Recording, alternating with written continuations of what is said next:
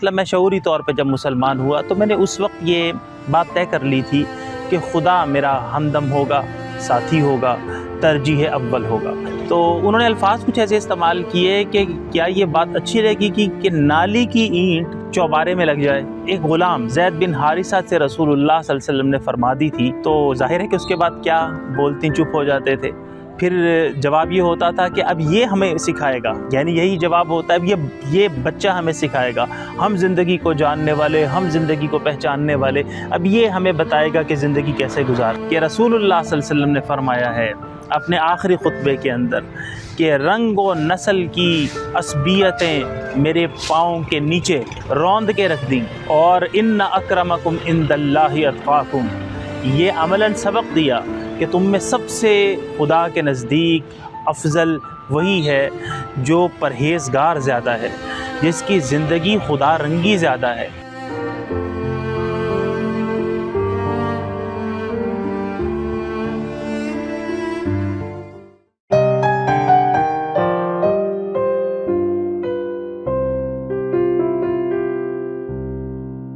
السلام علیکم، خیریت سے ہیں؟ مجھے لگتا یہ ہے کہ مجھے قدرت نے ظالم روایتوں سے بغاوت کرنے کے لیے پیدا کیا ہے، اور ہوتا یہ ہے کہ مجھ سے جو غلط سمجھوتا ہوتا ہے، فریب ہوتا ہے، جھوٹ کے اوپر اڑنا ہوتا ہے، یہ برداشت نہیں ہوتا۔ میں اس کے اوپر کہیں پہ قابو پانے کی بھی کوشش کرتا ہوں، لیکن تاحال مجموعی طور کے اوپر تو کامیاب نہیں ہوا۔ میں نے جب شعوری طور کے اوپر اسلام کو اختیار کیا، مطلب میں شعوری طور پہ جب مسلمان ہوا تو میں نے اس وقت یہ بات طے کر لی تھی کہ خدا میرا ہمدم ہوگا، ساتھی ہوگا، ترجیح اول ہوگا، اور مجھے اس کے ساتھ زندگی گزارنا ہے۔ اس فیصلے نے مجھے اتنی زیادہ مضبوطی عطا کی کہ میں نے معاشرے میں جو بڑے بڑے بت سمجھے جاتے تھے ان کے ساتھ کامیابی سے، یوں سمجھ لیں انورٹڈ کاماز میں، جنگیں لڑیں بھی اور جیتی بھی۔ آج اس ویڈیو کے اندر کچھ ایسی باتیں کہنی ہیں۔ ہماری ایک رشتہ دار خاتون تھی، تو یہ ہم یہاں پہ آ گئے تو ساتھ میں پیچھے سے سڑک وغیرہ ٹریفک گزر رہی ہے، تو امید ہے کہ ڈسٹرب نہیں ہو رہے ہوں گے۔ تو میں یہ عرض کر رہا تھا کہ ہمارے رشتہ داروں میں ایک خاتون تھیں، وہ بڑی تھیں، تو ہم سید ہیں، سادات ہیں۔ رشتے کے حوالے سے بات چل رہی تھی، وہ مجھے کہتی کہ ہم سید ہیں، تو کیا یہ بات اچھی لگے گی کہ سادات کے اندر کسی دوسری ذات کی لڑکی آ کے یا لڑکا آ کے جڑ جائے؟ تو انہوں نے الفاظ کچھ ایسے استعمال کیے کہ کیا یہ بات اچھی لگے گی کہ نالی کی اینٹ چوبارے میں لگ جائے، مخمل کے اندر ٹاٹ کا پیبند لگ جائے۔ تو میں نے ان سے عرض کی کہ جو جناب زینب تھیں وہ خاندان نبوت سے تھیں، اور ان کی شادی ایک غلام زید بن حارثہ سے رسول اللہ صلی اللہ علیہ وسلم نے فرما دی تھی، تو ظاہر ہے کہ اس کے بعد کیا بولتی چپ ہو جاتے تھے۔ پھر جواب یہ ہوتا تھا کہ اب یہ ہمیں سکھائے گا، یعنی یہی جواب ہوتا ہے، اب یہ بچہ ہمیں سکھائے گا، ہم زندگی کو جاننے والے، ہم زندگی کو پہچاننے والے، اب یہ ہمیں بتائے گا کہ زندگی کیسے گزارنی ہے۔ اسی طرح سے میں انہیں یہ کہتا کہ قرآن و سنت سے کوئی دلیل لا دیں، تو جواب اب یہ آتا کہ کیا ہمارے بڑے دلیل کو نہیں سمجھتے تھے؟ مطلب سوال گندم جواب جو۔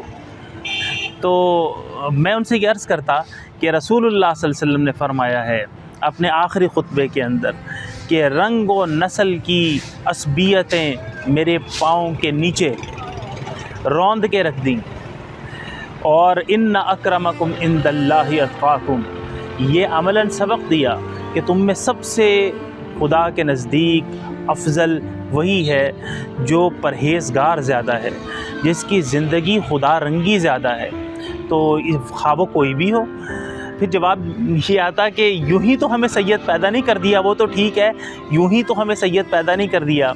تو میں انہیں کہتا کہ سید کیا آپ اپنی چوائس سے ہوئے ہیں؟ آپ تو بس پیدا کر دیے گئے ہیں۔ جہاں پہ آپ کی محنت نہیں ہوئی، جہاں پہ آپ کی کوئی کوشش نہیں لگی، وہاں پہ فار گرانٹڈ قسم کی عظمتیں اور عزتیں، یہ کوئی کانسیپٹ نہیں ہے، کوئی بنیاد نہیں رکھتی۔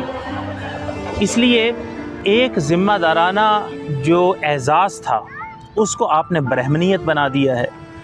تو اس چیز کو سمجھیے۔ اب مجھے وہ حدود نظر آ رہا ہے، ادھر کوئل نظر آ رہی ہے، تو اس کے اندر میں آپ سے یہ درخواست کر رہا ہوں کہ اپنے اطراف میں نگاہ ڈالیں۔ اس کو سمجھیے کہ کتنی ہی دلدوز کہانیاں ہیں، کتنی ہی دل خراش کہانیاں ہیں جو بڑوں کی اناؤں کی بھینٹ چڑھ گئے، اور یہ جو تکبر کے پندار تھے انہوں نے زندگیوں میں آگ لگا دی۔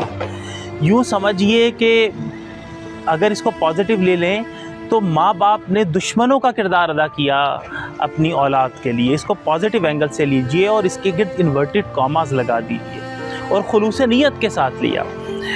تو آپ ان وجودوں کو جب پوچھیں گے نا زندگی کیسے گزر رہی ہے تو کہیں گے اللہ کا شکر ہے۔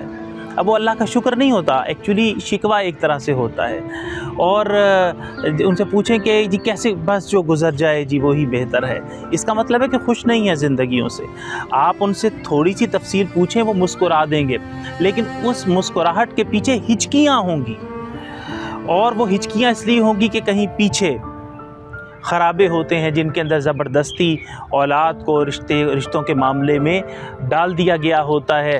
وہ بیچارے کمپرومائزز کرتے ہیں، کبھی عزتوں کے ان کو بلیک میلنگ کی جاتی ہے، کبھی کچھ اور کبھی کچھ، اور پوری زندگی اکارت ضائع آگ لگا دی جاتی ہے۔ ایسے میں اگر اولاد جو ہے وہ اپنے والدین کی یا بڑوں کی مخالفت کر دے نا، تو جو بزرگ سیرت لوگ ہیں دین کو سمجھنے والے، وہ یہ کہتے ہیں کہ اگر اولاد اس معاملے میں جو والدین کی بات ہے وہ زبردستی کر رہے ہوں اور نہ مانیں تو وہ نافرمان شمار نہیں ہوگی، کیونکہ اصول یہ ہے کہ لا طاعۃ لمخلوق فی معصیۃ الخالق، خدا کی واضح ہدایت ہے کہ جہاں پہ من چاہے وہاں پہ رشتہ نبھنے کے چانسز زیادہ ہوتے ہیں، اگر وہ ڈوپامین کے زیر اثر نہیں ہے بلکہ کچھ سٹینڈرڈز کے اوپر اور معیارات کے اوپر ہے۔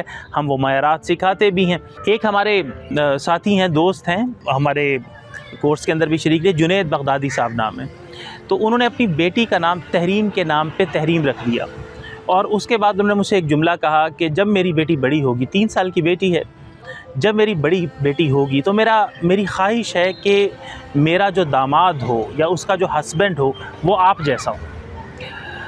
میں نے ان سے یہ درخواست کی کہ اپنی بیٹی کو بولڈ اٹھائیے گا، اسے چھوئی موئی نہ اٹھائیں، اس کو بہادر بنائیں، اس کو اسکلفل بنائیں، اسے پڑھائیں لکھائیں، اور ایک کام اور ضرور کرنا ہے، وہ کام یہ ہے کہ جہاں پہ اس کا من چاہے وہاں پہ اس کا نکاح کریں۔ جب یہ اس کا سب سے بڑا حق ہوگا، جہاں پہ انسان کا من چاہا ساتھی ہوتا ہے وہاں پہ نبھنے کے چانسز جو ہوتے ہیں وہ بڑھ جاتے ہیں۔ لیکن میں دوبارہ عرض کر رہا ہوں کہ وہ سٹینڈرڈز کے اوپر ہو، ڈوپامین ایکٹیویٹی کی بنیاد پہ نہ ہو، اور جہاں ساتھی من چاہا نہ ہو تو وہاں پہ زندگی روگ بن جاتی ہے، گھسیٹنا پڑتا ہے، زندگی کا چارم ختم ہو جاتا ہے۔ خناسہ نے رسول اللہ صلی اللہ علیہ وسلم کے پاس حاضر ہو کے عرض کی کہ میرے والد زبردستی کر رہے ہیں رشتے کے معاملے میں، اور میں اپنے کزن چچا زاد لبابہ کو پسند کرتی ہوں، اور لبابہ یہ بھی ظاہر ہے کہ ایک جلیل القدر صحابی ہیں۔ تو رسول اللہ صلی اللہ علیہ وسلم نے فوراً تنبیہ کی اور روکا کہ زبردستی نہ کرو۔ اس لیے میں یہ دوبارہ عرض کروں کہ من چاہا ساتھی ہو اور معیارات کے اوپر ہو تو زندگی بہار بن جاتی ہے۔